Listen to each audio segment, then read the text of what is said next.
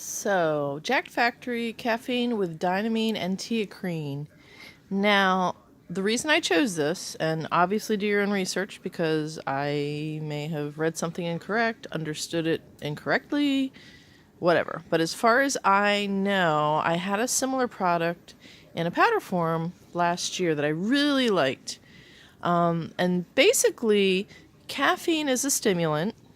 So yes, it can raise your blood pressure and your heart rate, stuff like that. Dynamine and TeaCrine are not stimulants. So, why are these all put together?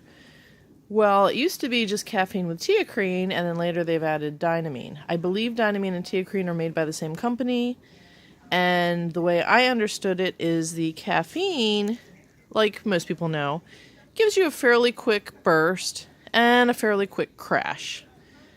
TeaCrine and Dynamine help to lengthen the effect of the caffeine and smooth it out so that you don't get hit as hard and that it doesn't crash as hard.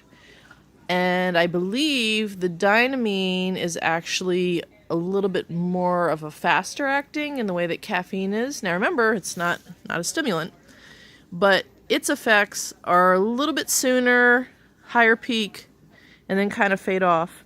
TeaCrine is a little bit more long, slow. So similar, and the three together are supposed to be pretty awesome, so I thought I would give that a try. The interesting thing with the TeaCrine and the Dynamine is they are not stimulants, and so they don't, raise the blood pressure and heart rate, but they have the effects of caffeine that are non-stimulant that people like the lift in mood, just a sense of well-being, being able to focus more clearly. So they're used mainly for that, as well as their ability to potentiate and smooth out the caffeine. So what I did is I actually took a half a capsule. Well, how do you take a half a capsule? I have empty capsules, and I do this with any supplement I have that I'm unsure of. It's new to me, stimulants, things like that in them, just because you can't untake it. So, to me, it's as expected. Now, the caffeine in a capsule is 125 milligrams. So for people going, man, it's got 3 things in it, I should be bouncing off the walls. Well, no, because remember, the caffeine is the only stimulant in it, and a no-dose is about 200 milligrams, so this is 125, being potentiated and smoothed out so that it lasts a little bit longer, a little bit smoother. But it is not a big jolt of 300 milligrams of caffeine. So for people taking uber caffeine supplements, you're going to probably be disappointed because you're looking for a huge bang, but with a huge bang comes a huge crash. So I actually really like it. The only thing I'm a little unsure of is why on earth they used a bottle this size and it's filled like to here. The capsules all seem to be there, but that is annoying to me. The other thing is, I don't know this brand. I'm always a little leery of unknown brands, and the page leads you to believe it's made in the U.S., but on here all I could really find is that it was manufactured for Jack Factory, which is in the U.S.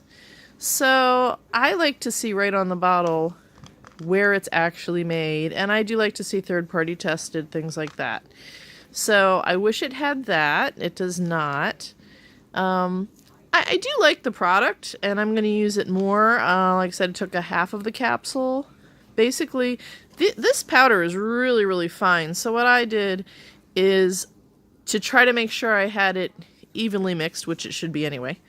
Instead of just emptying half out into an empty, which I do with things that are a little more pellety or coarser, I actually took 2 empty capsules and went back and forth with the powder just to make sure I had a pretty even blend and that I actually had my 2 half doses. So tomorrow I'm going to test it as a single one. I think that'll be fine.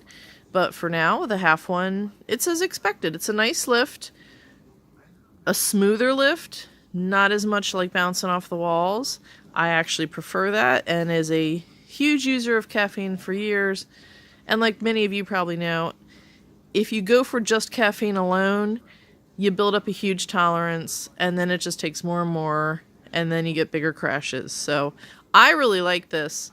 And, with these other 2 ingredients that you do not build a tolerance to, by the way, I like their effect on the caffeine. So do your research, see what you think.